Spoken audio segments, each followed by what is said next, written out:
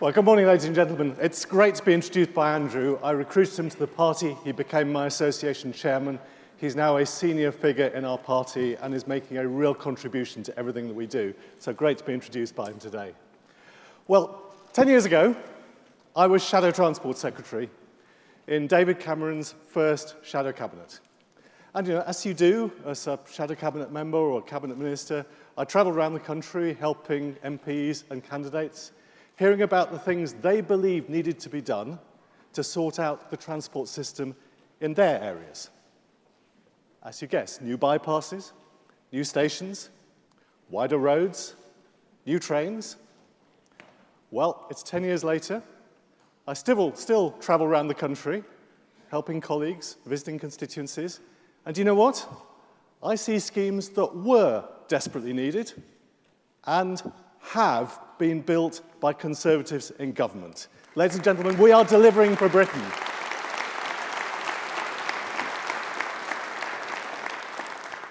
Now, of course, we all know our transport system is not perfect, but it is a whole lot better than it was under Labour, and we should never let them forget that.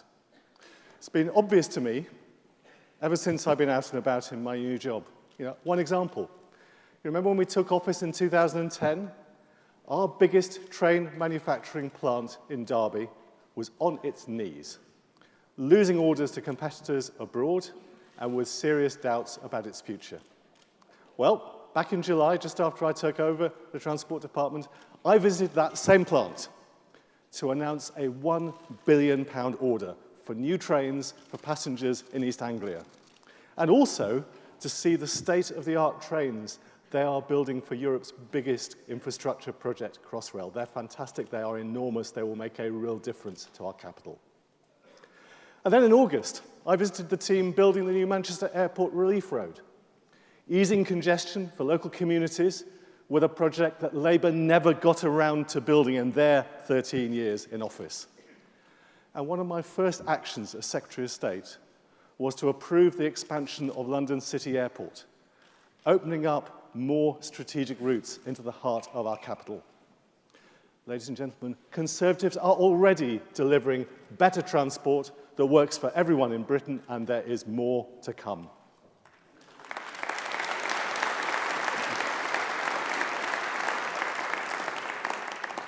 Now, we all know that one of the people responsible for those improvements is my predecessor, Patrick McLaughlin. Now, I have to say, I arrived in a happy, well-run department that had flourished under his leadership. And it is a great honour to follow him in that job, but actually it's also great to have him as our new party chairman.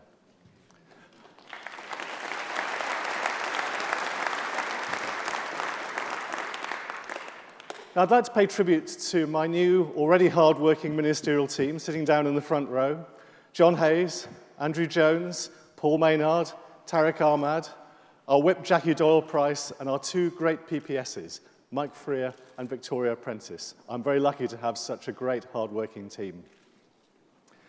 And hasn't it been a momentous year for our politics? Ladies and gentlemen, I am enormously proud to have been part of a team that won the argument that Britain has a better and brighter future outside the European Union.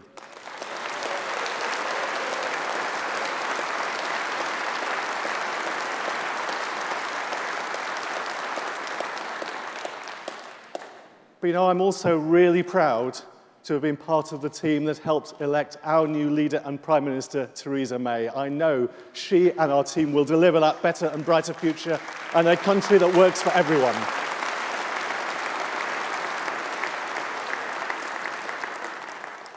And boy, what a contrast with the other side. Watch them all this summer, divided and in chaos. They've been at war with themselves for months, while we have been getting on with the job. That, ladies and gentlemen, today is the difference between Labour and the Conservative Party. And you know what? I've always wanted the job of Transport Secretary because it's a job where the government really can and does deliver for everyone. It can make a real difference to people's lives, and it does every single day. When you leave your home, whether you're going on the train, you're in the car, you're in a bike, You're even just walking down the street. If things work, it's great. And believe me, if they don't, I get all the emails. I want to make sure we really do have a transport system that works for everyone. And when I arrived in my new department, my first instruction to the team there was that everything we do, has to put the passenger or the motorist first. If it doesn't help the traveling public, if it doesn't help the business shifting goods around the country, then we really shouldn't be doing it. And actually, I'm really proud of the things we're already doing. We're opening new roads and improving the ones we've already got. We're making roads safer, bringing stiffer penalties in for those caught using their mobile phones while driving. We're modernizing our trains with more space, more seats, with the latest high-tech passenger information. We're opening new stations and new railway lines, like the Ricoh Arena Stadium just a few miles down the road from here, part of a vital link that opens up the rail network here for businesses and for people. In our big cities, we're spending more money on tram systems and state-of-the-art cleaner buses, and good news about the buses, they're built in Britain too. And beyond road and rail, we're doing more to support cycling, more to support community transport all over the country. But of course I know there's still an awful lot to do. We are running to keep up. We've got more and more people who want to travel. And there are too many jams on our roads. That's why we're starting the biggest modernization program of our strategic road system for a generation.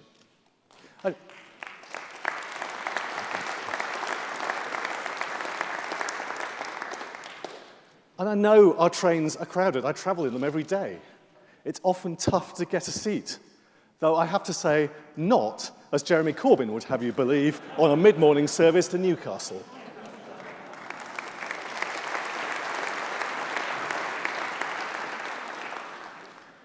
But no, Mr. Corbyn, your great myth, the trains weren't shinier, they weren't better, and there were fewer seats in the days of British Rail.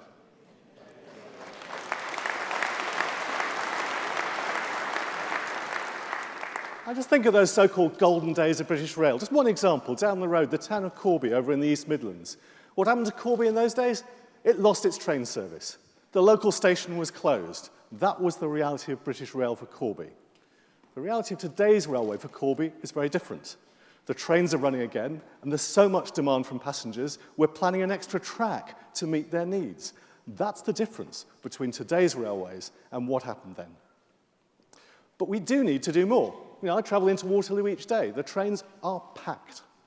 20 years ago, around 110,000 people a day used that station. Today, it's nearly 250,000. So what do? Well, we're providing longer platforms and longer trains which will help ease that congestion. And it's not just in London. There will be new trains with tens of thousands of new seats, more seats in Manchester, Liverpool, Leeds, and here in Birmingham. I want to make sure we have a transport system that works for everyone. But not everyone agrees with me, because bringing in these changes has been no easy ride.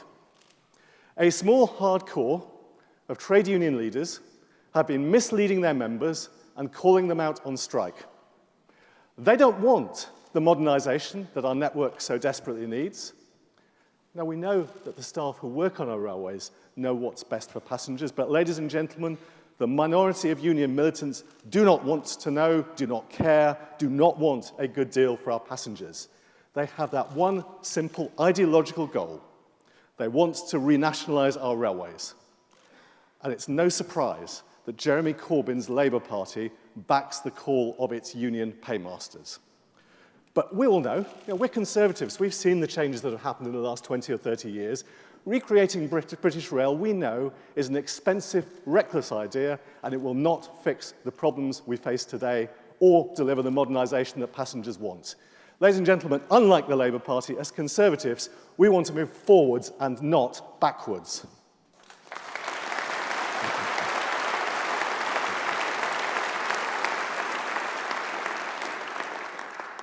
Now, one of the things that people down the road also know is we need better services to places like Milton Keynes, Northampton, and Coventry.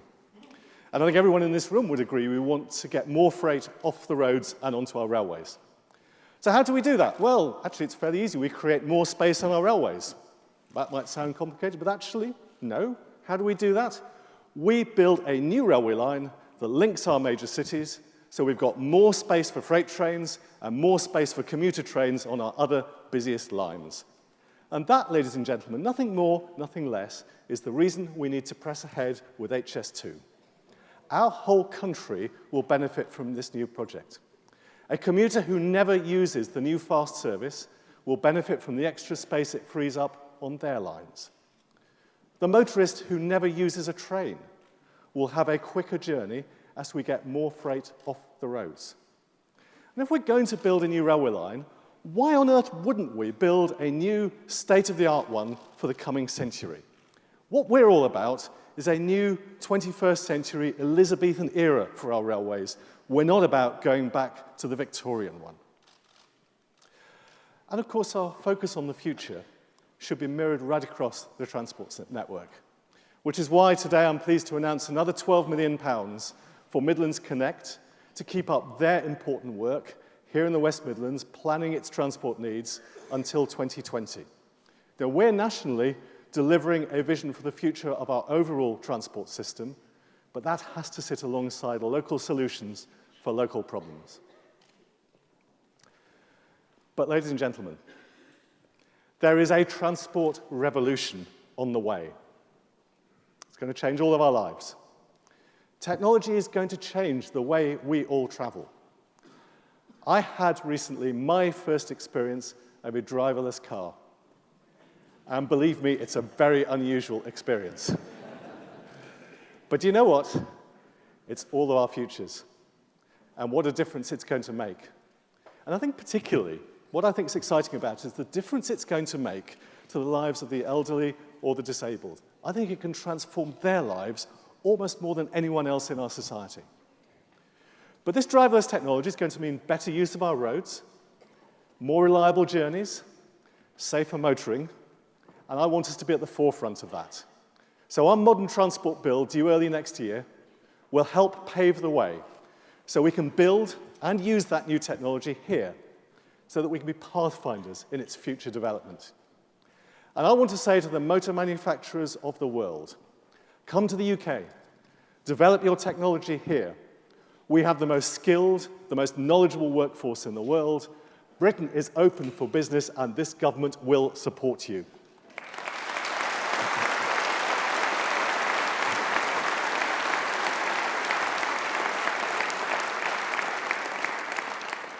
Now, I suspect that a few of you might have spotted that there's another part of our transport future that is right at the top of my in-tray. We have a big decision to take about airport capacity.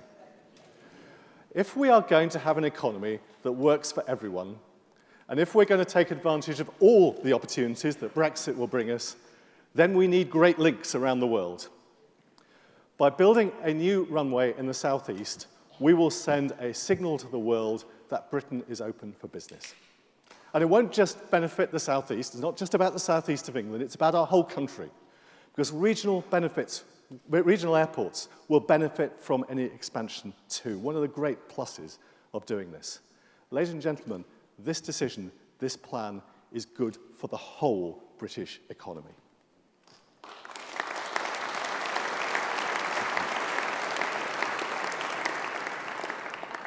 But none of this on the transport front can happen without people. The men and women who drive our trains, the people who provide the information on our roads and who come to the rescue when things go wrong, the people who fly us around the world on business trips or on holiday, the crews on the ships or the teams in our ports who keep our trade and the economy moving and also keep UK waters safe. And then there's those invisible people, seemingly invisible teams who clean the trains at night, who refuel the planes, who resurface our roads in the small hours. The world-leading engineers delivering state-of-the-art projects like Crossrail, British skills making a real difference on a world-beating project. And I'll tell you, in the wake of Brexit, we're going to create new opportunities for our country by taking those state-of-the-art skills and by winning business around the world off the back of what they are doing.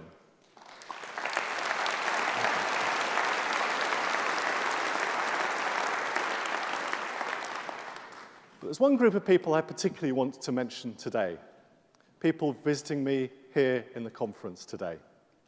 Young apprentices, working on Crossrail, building trains for Bombardier, maintaining the coach network for National Express, and helping repair the elevated motorways here in Birmingham with Carillion.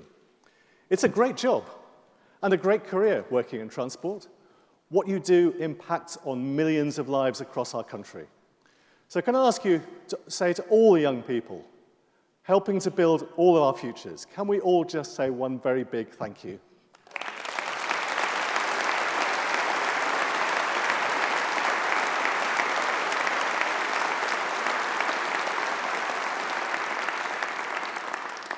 And you know, I want to send a message out to all young people thinking about their future careers, young people, male and female.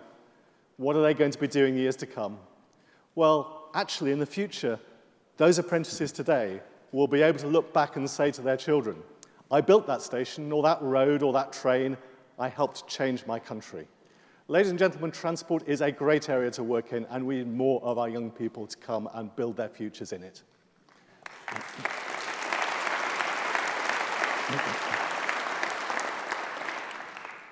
So, ladies and gentlemen, I want a transport system that's fit for the future and which works for everyone. I want us to always work to put the traveller first. I want us to build the skills that we need to secure that strong future. And then I want us to use those skills around the world to build opportunity for Britain. As Conservatives in government, we are already making a difference. But there's so much potential ahead of us. Ladies and gentlemen, this is a great country, and together we will make sure that every single one of us has a great future. Thank you.